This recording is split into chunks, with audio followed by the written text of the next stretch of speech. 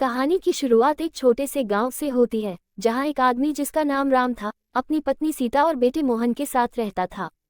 राम एक साधारण किसान था और सीता एक स्नेहमयी और दयालु महिला थी। उनका बेटा मोहन, जो मात्र 10 साल का था, अपने माता पिता की आंखों का तारा था।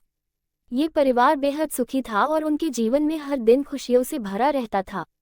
लेकिन एक दिन सीता की अचानक बीमारी के कारण मृत्यु हो गई। इस घटना ने राम और मोहन दोनों को गहरे दुख में डाल दिया। मोहन अपनी माँ से बहुत प्रेम करता था और उसे माँ की कमी बहुत खलने लगी। राम भी टूट गया था, लेकिन उसने हिम्मत से काम लिया और मोहन की देखभाल की कोशिश की।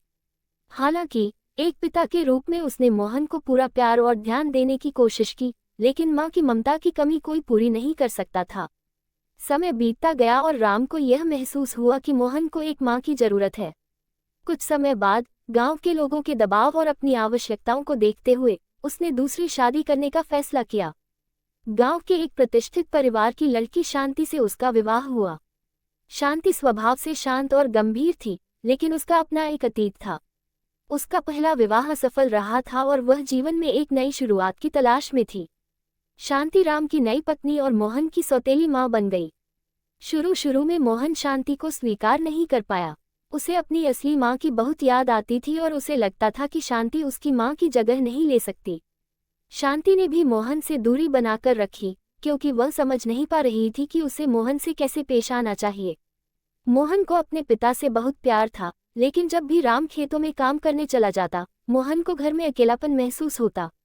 शांति घर के कामों में लगी रहती, लेकिन मोहन को समझने की कोशिश कम ही करती थी। इससे मोहन के मन में शांति के प्रति एक दीवार सी खड़ी हो गई। कुछ महीने बीत गए, लेकिन शांति और मोहन के बीच की दूरी जस की तस बनी रही। एक दिन मोहन बीमार पड़ गया। राम ने शांति को मोहन की देखभाल करने को कहा और खुद बाजार से दवाई लेने चला गया।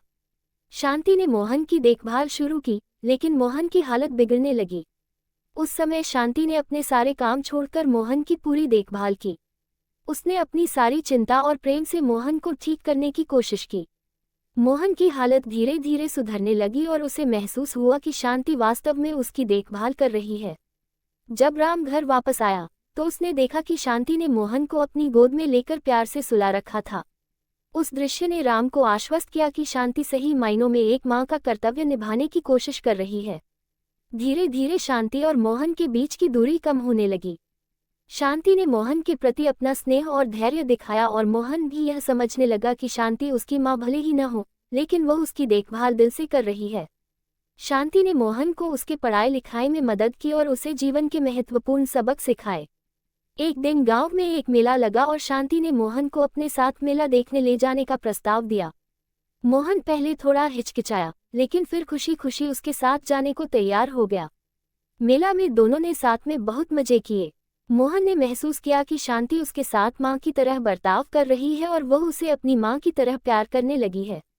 समय के साथ मोहन और शांति के रिश्ते में बहुत बदलाव आया। मोहन ने शांति को पूरी तरह से स्वीकार कर लिया और अब उसे माँ कहकर बुलाने लगा। शांति भी मोहन को अपने बेटे की तरह प्यार करने लगी थी। दोनों के बीच जो दीवार कभी खड़ी थी,